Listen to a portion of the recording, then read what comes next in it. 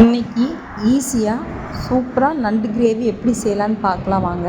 அதுக்கு ஒரு அடுப்பில் மண் பாத்திரம் வச்சு அதில் கொஞ்சம் நல்லெண்ணெய் ஊற்றி கடுகு, சோம்பு, வெந்தயம் இப்படி மூணையும் நல்லா பொரிய விட்டுட்டு சின்ன வெங்காயம் ஒரு 15, பெரிய வெங்காயம் 1/2 வெங்காயம் நல்லா பொடியாக கட் பண்ணி கருவேப்பிலையோடு சேர்த்து அதில் போட்டு நல்லா பொன்னிறம் ஆகிற வரைக்கும் வதக்கிக்கலாங்க.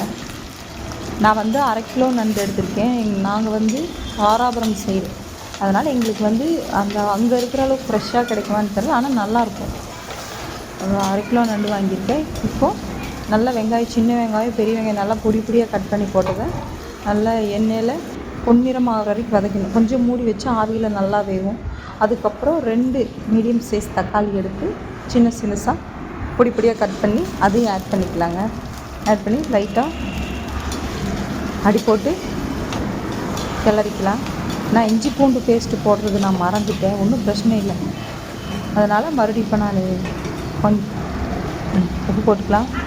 உப்பு போட்டு இஞ்சி பூண்டு பேஸ்ட்டை மறந்துட்டீங்கன்னு சொல்லிட்டு அப்புறம் மறுபடியும் இஞ்சி பூண்டு பேஸ்ட் எடுத்து 1 ஸ்பூன் போட்டேன்.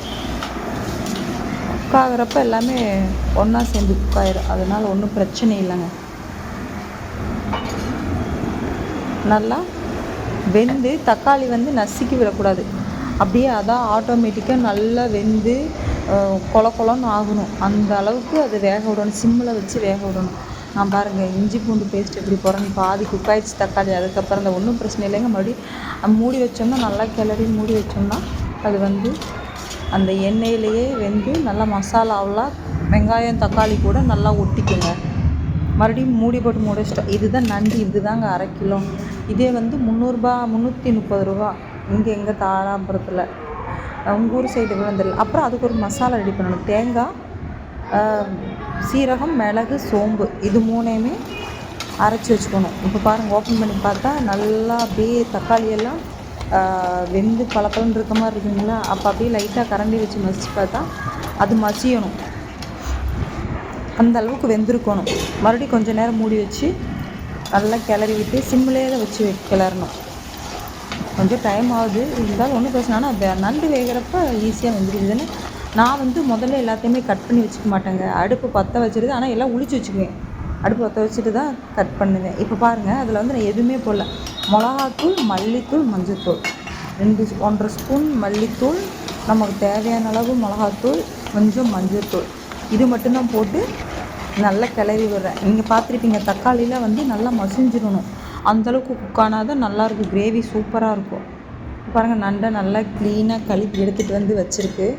நான் காயெல்லாம் வெங்காயம் தக்காளினாலுமே மண்சட்டியை அடுப்பில் வச்சு பற்ற வச்சுட்டு தான் ஆல்ரெடி எல்லாம் உளிச்சு ரெடி பண்ணி வச்சுருப்பேன்.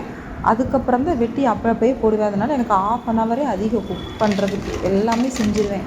பாருங்கள், சூப்பராக நல்லா எண்ணெய் திரிஞ்சு நல்லா தக்காளி மசாலாவோடு சேர்ந்து வெந்திருக்குங்களா. இப்போ இந்த டைமில் நண்டு எடுத்து போட்டு ஒரு பிரட்டி விடலாம்.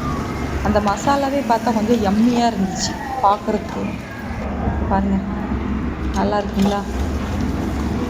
என்ன கொஞ்சம் அந்த கால் இதெல்லாம் அந்த கரண்டியில் அடிக்கடி மாட்டிகிட்டே இருந்துச்சு.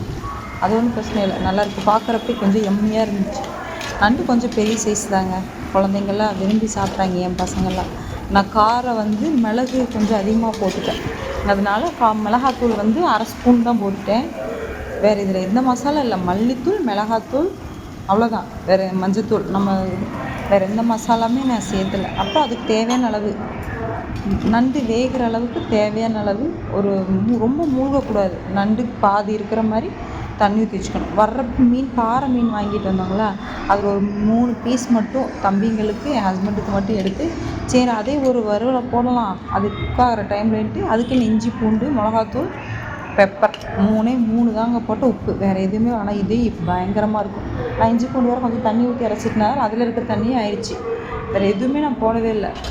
இஞ்சி பூண்டு பேஸ்ட், மிளகாத்தூள், உப்பு, மிளகுத்தூள், இது மட்டும்தாங்க. அப்புறம் இடையில அப்பப்போ எடுத்து அடி பிடிச்சிருக்கான்னு பார்த்துட்டு அடி போட்டு ஒரு கிளறிடலாம். அரைச்சாச்சுங்களா, இதே அப்படியே ஊற்றி ஒரு கிண்ட வேண்டியதாக. நம்ம அதுக்குள்ளே மீனை அதில் மசாலாவில் போட்டு பிரட்டி கொஞ்சம் ஃபேனில் வச்சாச்சு. கொஞ்சம் மசாலா அதில் விட்டுன்னு சொல்லிவிட்டு அப்புறம் மறுபடியும் தோசைக்கல்லில் எண்ணெய் ஊற்றி 3 மீனை வச்சு மேலே ஒரு கருவேப்பிலை பார்த்து எனக்கே ஒரு ஆச்சரியம். நான் எப்பவுமே பொரிப்பேன், பாத்திரத்தில் எண்ணெய் நிறைய ஊற்றி பொரிப்பேன். இப்போ வந்து சரி நம்ம இதில் தோசைக்கல்லில் போட்டு செய்யலான்னு பார்த்தா உண்மையாலுமே மீன் உதிரவே இல்லை.